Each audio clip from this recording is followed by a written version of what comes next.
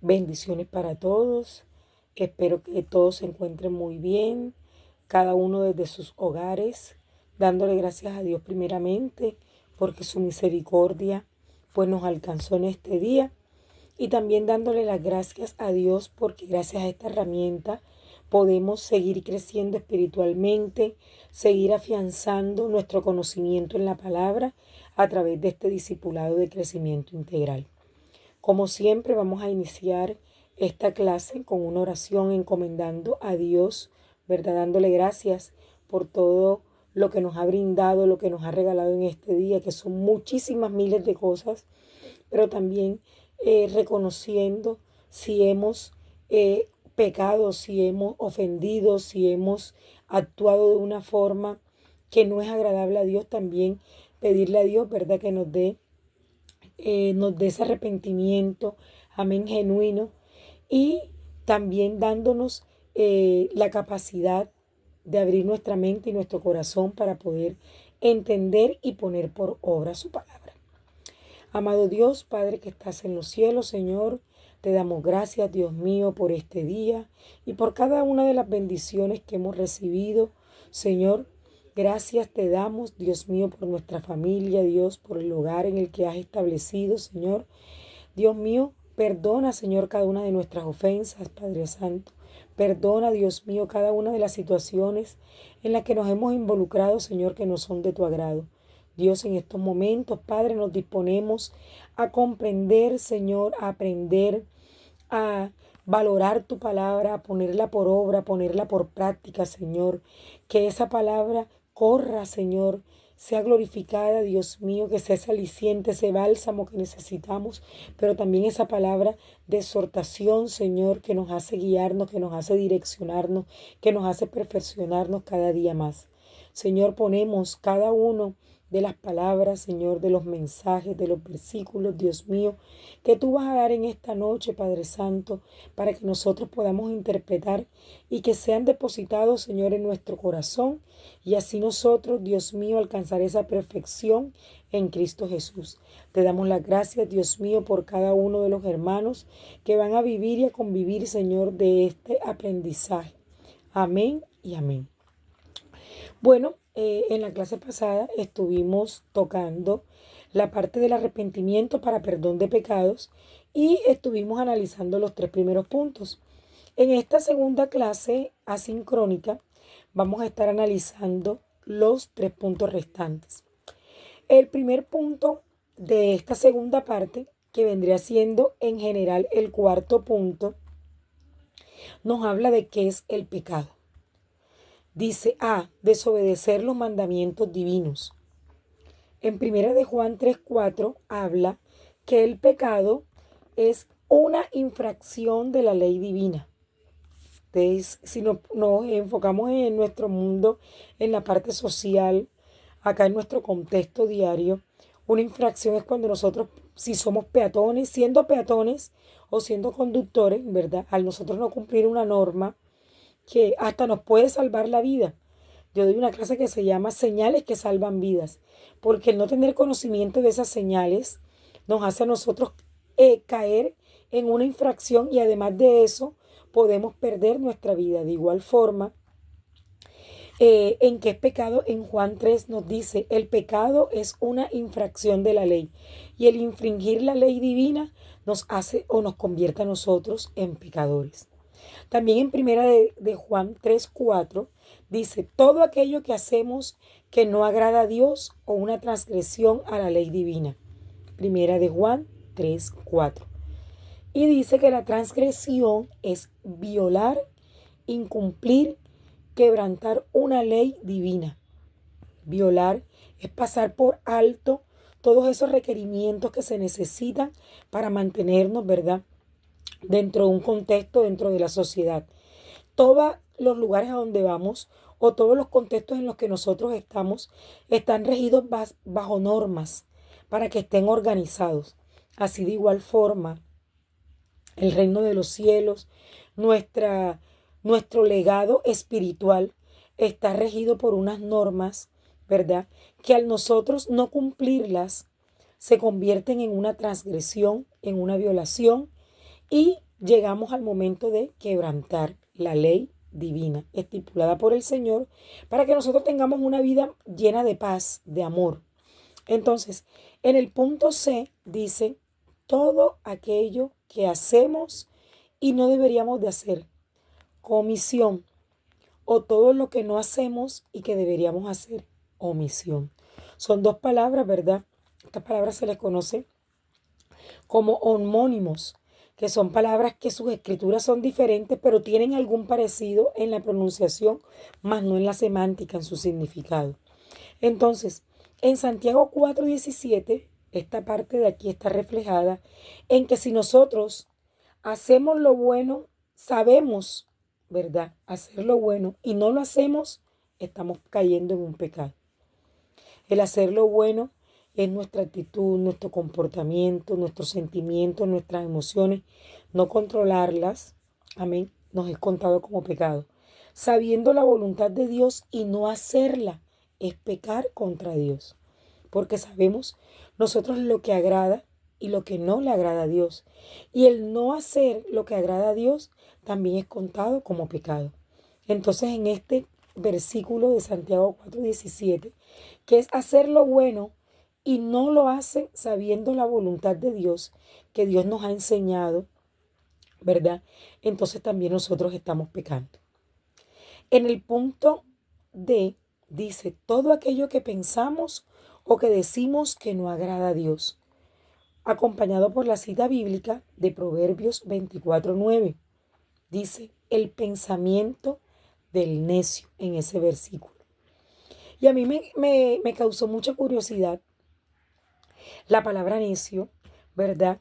Y bíblicamente la palabra necio significa insensato, alguien que no aprecia la palabra de Dios.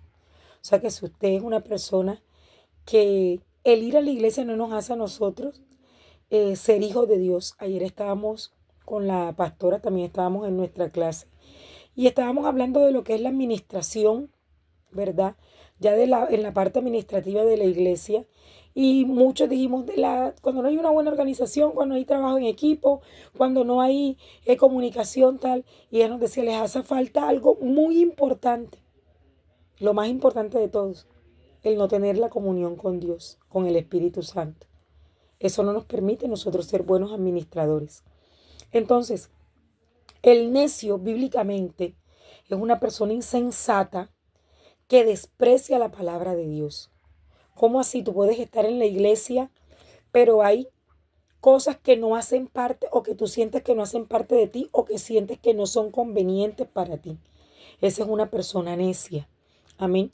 Porque a veces nosotros queremos acomodar el evangelio a nuestra conveniencia, ¿verdad? A nuestra forma de pensar, a nuestro contexto. Pero el evangelio y la palabra de Dios es viva, es eficaz y es constante, permanente. No tiene variación, dice la misma palabra.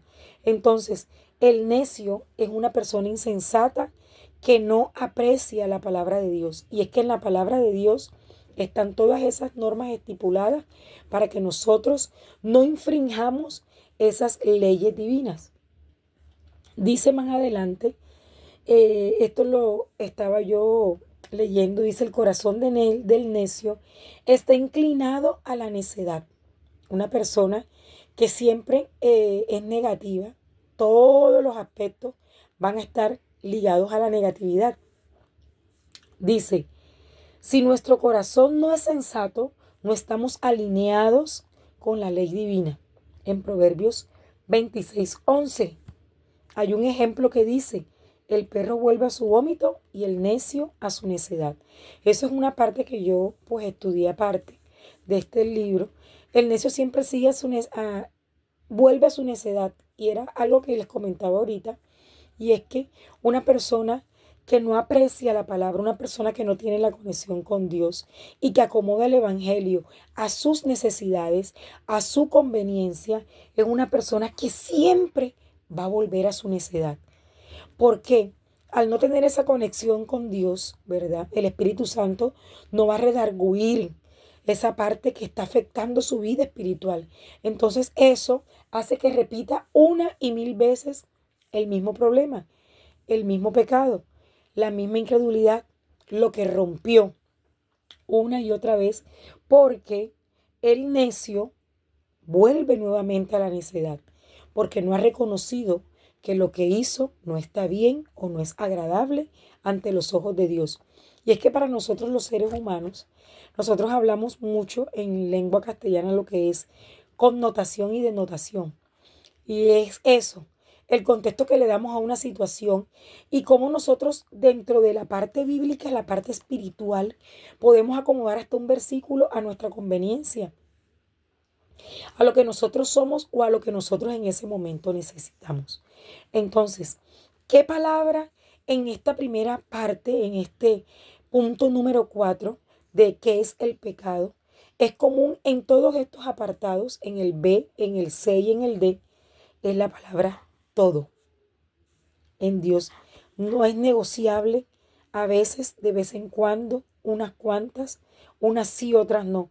Dice todo, todo aquello que hacemos que no agrada a Dios, todo aquello que hacemos y no deberíamos de hacer, todo lo que no hacemos y deberíamos de hacer, todo aquello que pensamos, todo lo que decimos.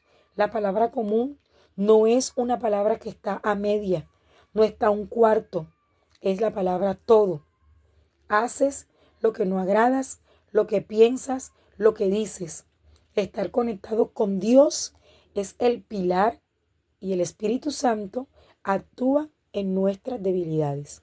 No podemos nosotros estar a medias. Tiene que ser todo. Dice, todo lo que nosotros hacemos, pensamos, decimos, tiene que estar ligado al Espíritu Santo y ligado a Dios. Y no convertirnos en esos necios que caemos una y otra vez en nuestra necedad. Hay un pensamiento en esta partecita, dice para pensar, y es una especie de reflexión, yo la voy a estar leyendo, y dice, si una persona pecare 10 veces al día y quizás solamente 3, sería prácticamente un ángel. Entre menos pecados tenga, pues nosotros decimos, no, esa persona es una persona buena, ¿verdad? Al día pensara cosas indebidas, dice, imagínese que tan solo 3 veces al día pensara cosas indebidas, se enojara o dejara de hacer lo que deba hacer para con Dios y los hombres, sería una persona formidable, ¿no es cierto? Aunque él fuera tan bueno, tendría sin embargo más de 1000 pecados al año. Si viviera 70 años, tendría más de 70.000 faltas en su contra. Piense lo que sucedería a un delincuente ante una corte con 70.000 delitos por responder. Imagínense, las cadenas perpetuas, aquí en Colombia no las hay, pero en otras partes, en otros lugares hay cadenas perpetuas y de acuerdo a la cantidad de faltas que ha cometido dentro de la sociedad, asimismo le van imputando los cargos y le van anexando años de condena.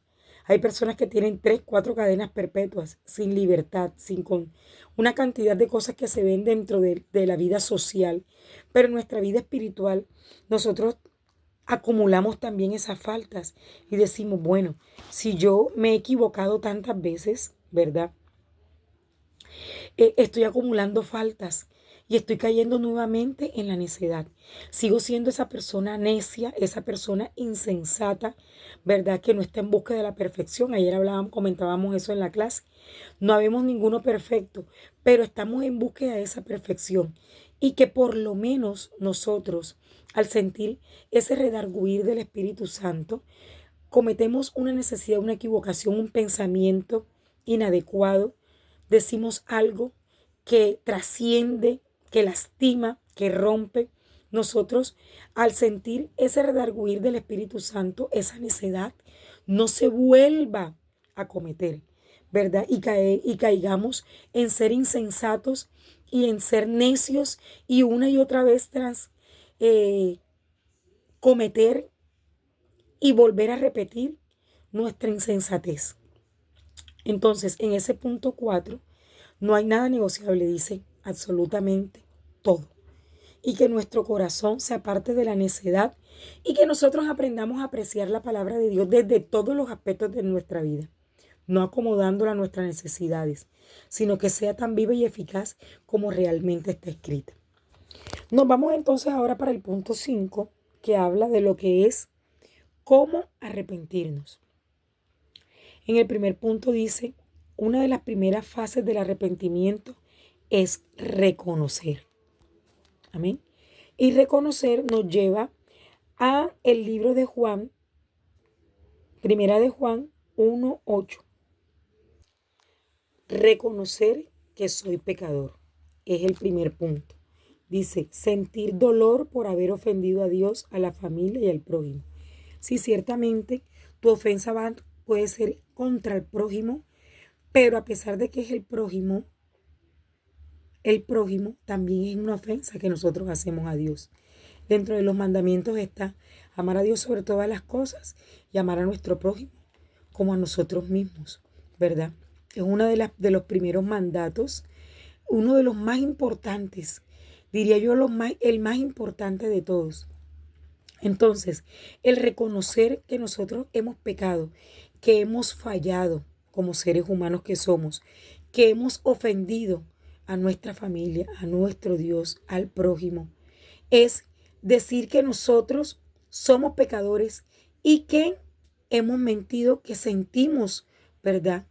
Que reconocemos que hemos fallado, reconocemos que hemos sido necios. Esa es la primera parte de lo que es cómo arrepentirnos. Y la segunda, la B, son A, B, C y D, es confesarlo. Dice, declarar verbalmente. En Primera de Juan 1:9, es fiel Dios y justo para perdonarnos. Si nosotros declaramos que hemos pecado, si nosotros declaramos que hemos fallado, si nosotros declaramos que hemos roto, ustedes saben que antes mi abuelita decía que a veces es mejor hasta dar un golpe porque las palabras ofenden mucho más, ¿verdad? Y hay palabras que rompen a los seres humanos.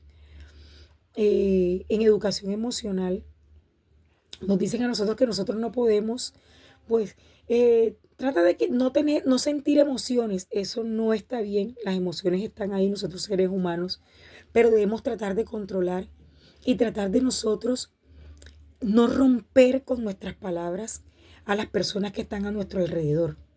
El romper hace que nosotros menospreciemos a los demás, hace que nosotros por debajemos a los demás.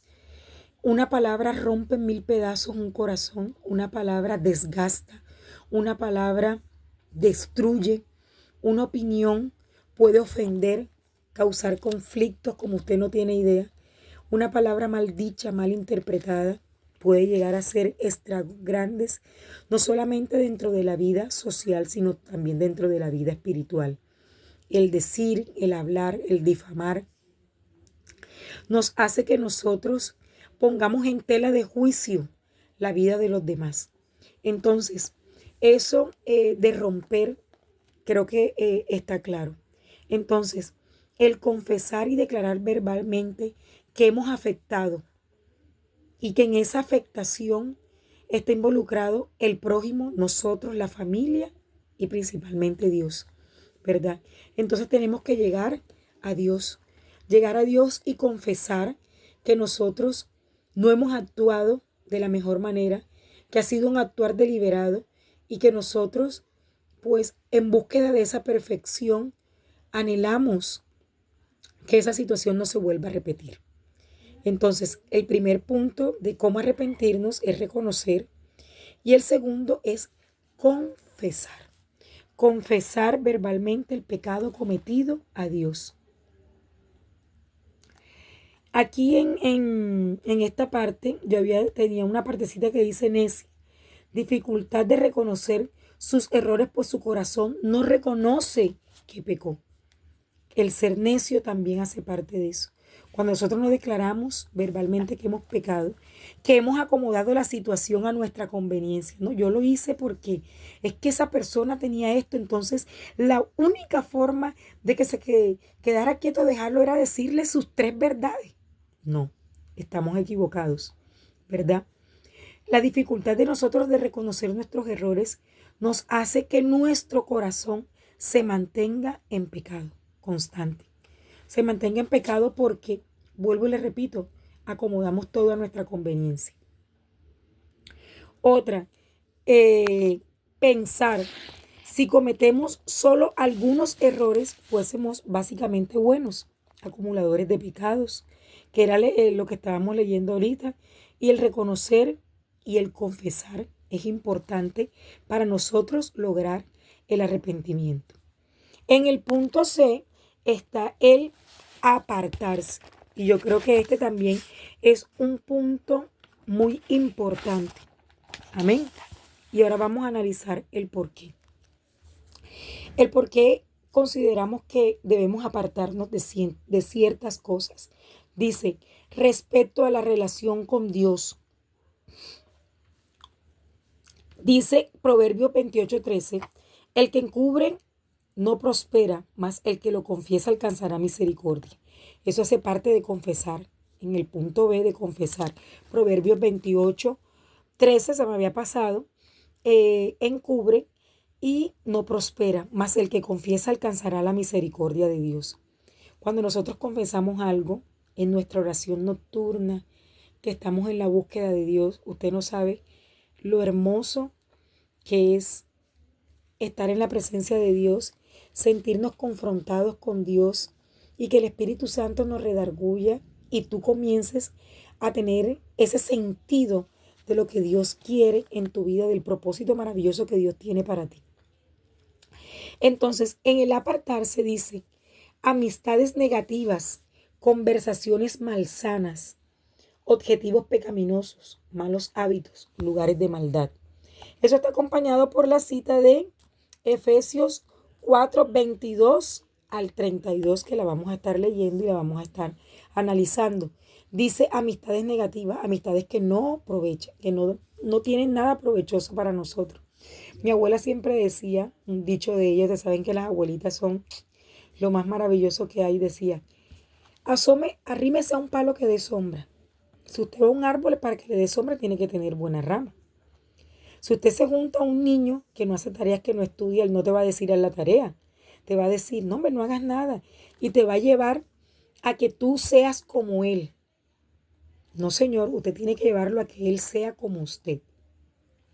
Y hay amistades que destruyen, ¿verdad? No solamente en el mundo, también a veces dentro de la misma iglesia. Conversaciones que no nos convienen. Nosotros no podemos estar vituperando, hablando de una forma o de temas que nosotros no conocemos en su totalidad. Yo soy docente y cuando vienen los niños con alguna historia, yo les digo, tengo que escuchar las dos versiones. Tengo que sopesar las situaciones. En estos días ocurría algo y decía, no, es que él cogió rabia no sé cuándo y después me dijeron algo. Y yo le dije, ¿hicieron esto? Y él me dijo el estudiante, sí, por eso era que tenía rabia. Quedamos todos así, arreglamos las situaciones porque estamos enseñándonos desde el colegio, estamos enseñando a los niños a que aprendan a resolver los conflictos. Y uno de esos es el evitar conversaciones malsanas. Si usted se sienta en un lugar en donde lo que se va a hablar no es de provecho para usted, levántese y váyase.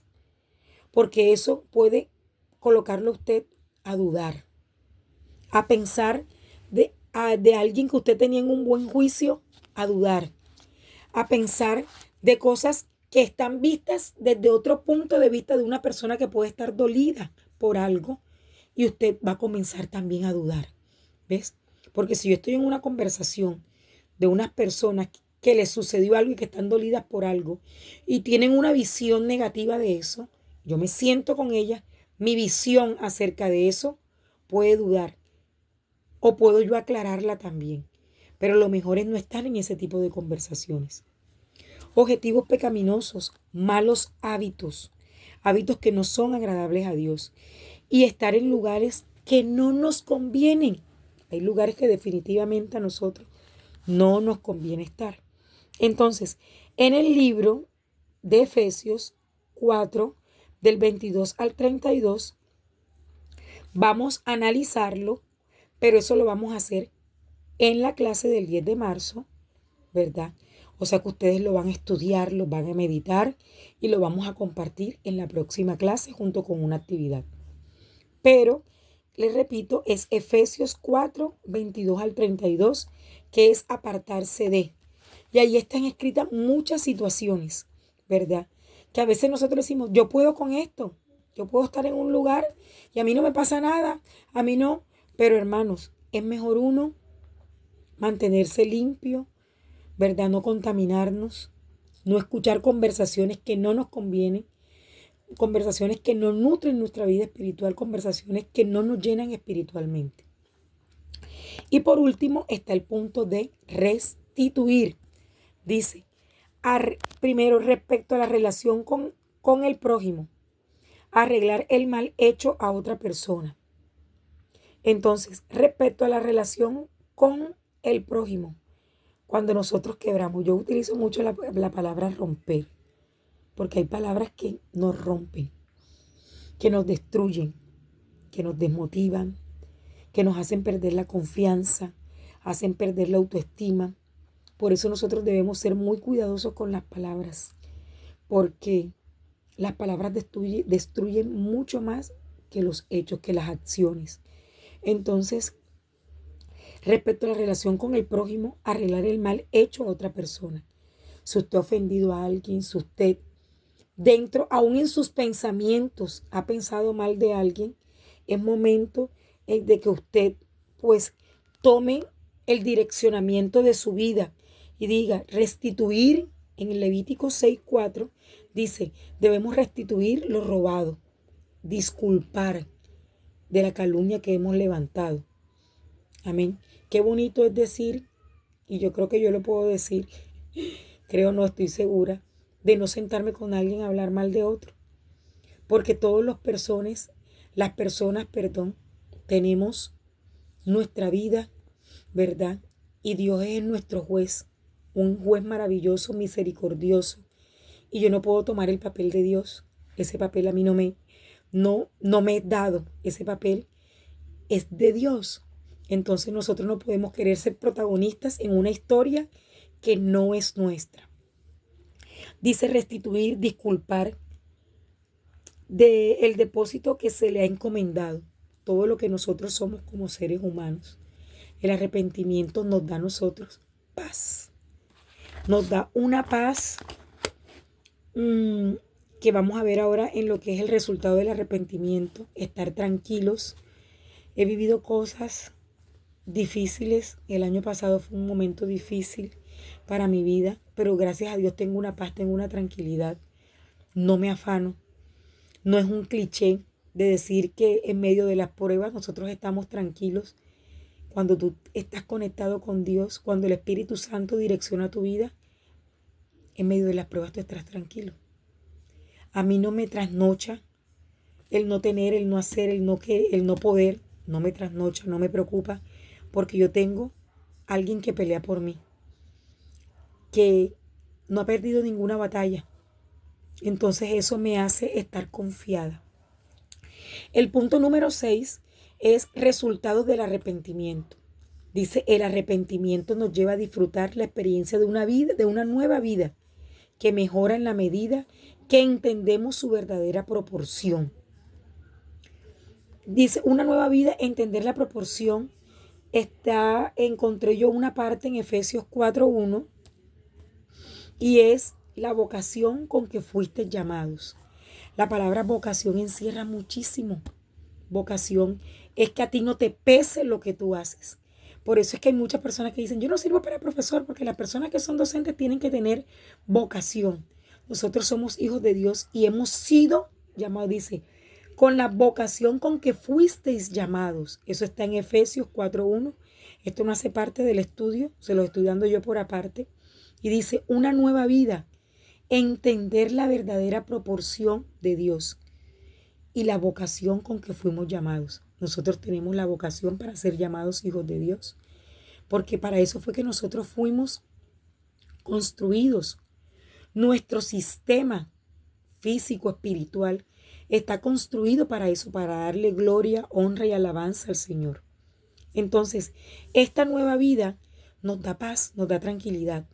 En el punto A dice que los resultados del arrepentimiento, el primero es restablece la comunión con Dios. Romanos 5:1 y Job 22:1. Volver a la amistad con Dios. Cuando nosotros acomodamos toda nuestra vida, estamos dejando de ser amigos de Dios, ¿verdad? Y la idea es que nosotros seamos amigos, que estemos conectados con Él, que nuestro primer y único amor sea Dios y que todas las demás cosas, como dice la palabra, estén añadidas, ¿verdad? Entonces, eso es lo primordial. En el punto B dice, restablecer la comunión con nosotros mismos. Miren, a veces hasta es increíble decir, no, yo me siento bien, yo estoy bien.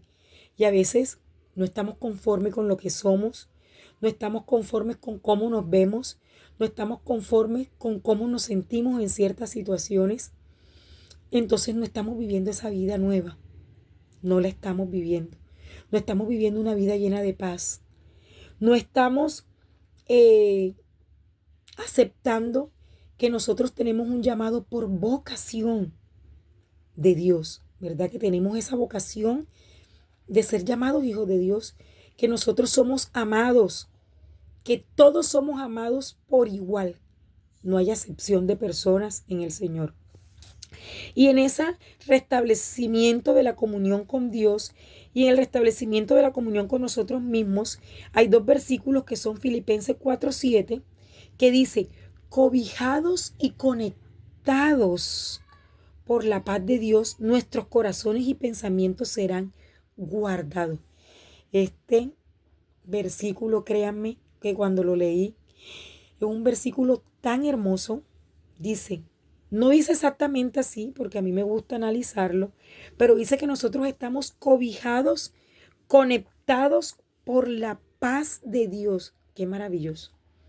Cobijarnos, estar arropados, estar conectados en todo momento, en todo lugar.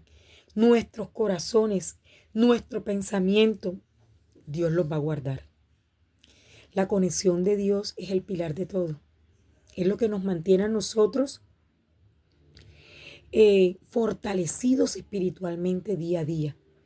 Y en el Salmo 32, del 1 al 2 dice, libres de toda culpa, en cuyo espíritu no hay engaño. Cuando nosotros estamos cobijados, nuestro corazón, nuestro pensamiento están guardados por esa paz de Dios, entonces nosotros vamos a estar libres, ¿verdad? Y en nuestro espíritu no va a haber engaño. Hay una frase que a veces es como un cliché y es que no juzgar al libro por la portada. A veces nosotros vemos a alguien y el aspecto de esa persona nos dice una cosa, pero el conocerla, el tratarla, el amarla, el aceptarla, es otra cosa diferente. Y el punto C dice restablecer la comunión con el prójimo. Miren, nosotros tenemos luchas internas, luchas con nosotros mismos. No hay peor enemigo que la mente y el corazón. El peor enemigo a veces somos nosotros mismos. ¿Ves? Y eso tenemos que quitarnos y tenemos que permitir que la paz de Dios entre en nuestros corazones y que su protección, su cobija, su conexión nos mantenga a nosotros guardados. Y por último, en el restablecimiento de la comunión con el prójimo, que también es importantísimo, está Romanos 12, 17, 18, dice, estad en paz con todos los hombres, absolutamente con todos, con el que te ofendió, con el que te hizo daño. Qué difícil, ¿verdad? Pero no es imposible. Estar en paz con todo. Como les decía, tuve un año el año pasado y en este momento me siento tranquila. Como les comenté una vez, tuve un encuentro muy hermoso con Dios en la madrugada. Me senté en la sala de mi casa y hablé con Dios. Lo más hermoso es hablar con Dios. Y yo lloraba y le decía, Señor, me han pasado tantas cosas. Y Él me respondía, y yo nunca te he fallado. Yo siempre he estado contigo. Esa paz que permanezca en nuestros corazones nos va a llenar siempre y nos va a tener alejados del engaño. Y por último, en Mateo 6, dice 14, 15, perdonar para ser perdonados. Si nosotros perdonamos, nuestro Padre Celestial, amén, también nos perdonará. Pero que no sea un perdón de afán, que no sea un perdón de salir del paso, que no sea un perdón de que nos vean, sino que sea un perdón real, de convicción, genuino, un perdón de amor, lleno de paz, de misericordia por parte de Dios, y que nosotros podamos tener esa paz en nuestra vida, en nuestros corazones, y que cuando nosotros tenemos esa tranquilidad, esa paz en nuestros corazones, hermanos, eso se refleja en nuestras vidas. Hermano, usted se va a poner bien bonito. Usted va a caminar con tranquilidad por la calle. Usted no va a estar ahogado en la sociedad, en los problemas, en las situaciones. Con esto no le estoy diciendo que no va a tener problemas, que no se van a presentar situaciones difíciles, no. Con esto les estoy diciendo que usted va a estar en paz en medio de la tormenta. Entonces, qué bueno, ¿verdad? El arrepentimiento para perdón de los pecados nos lleva o nos trae como punto final la paz, una nueva vida y esa paz anhelada que nos da el estar cobijados y conectados con la paz de Dios. Entonces, compañeros, compañeras, hermanos en Cristo, hoy terminamos esta segunda clase, arrepentimiento para perdón de pecados, y que nos sirva en nuestra vida verdaderamente que el estar guiando este discipulado, créanme que ha sido un aprendizaje para mi vida. He llorado estudiando estas clases. Yo las recibí cuando comencé mi vida acá en la iglesia. He llorado con estas clases, el Espíritu Santo me ha enseñado y he entendido que el yo ser la guía de este discipulado era un propósito de Dios para el crecimiento de mi vida espiritual. No me veo como la maestra, la que más sabe o la que Él está dando, no. Yo lo estoy viviendo como mi aprendizaje personal y como mi fortalecimiento personal. He llorado con cada versículo, con cada palabra. Y cada vez que estudio le digo, Señor, perdóname si he ofendido, perdóname. Señor, gracias por amarme tanto. Gracias por aceptarme. Gracias. Ahorita le decía antes de comenzar esto, antes de yo ponerme a hacer esto, yo siempre le decía al Señor, Señor, gracias porque yo sé que me estás cambiando, yo sé que estás transformando mi vida y yo sé que tú vas a terminar la obra que un día iniciaste en mí. Y así con cada uno de ustedes, amados hermanos, el Señor no deja nada inconcluso y todos vamos a tener esa paz, ¿verdad? Y vamos a estar siempre resguardados bajo la presencia de Dios.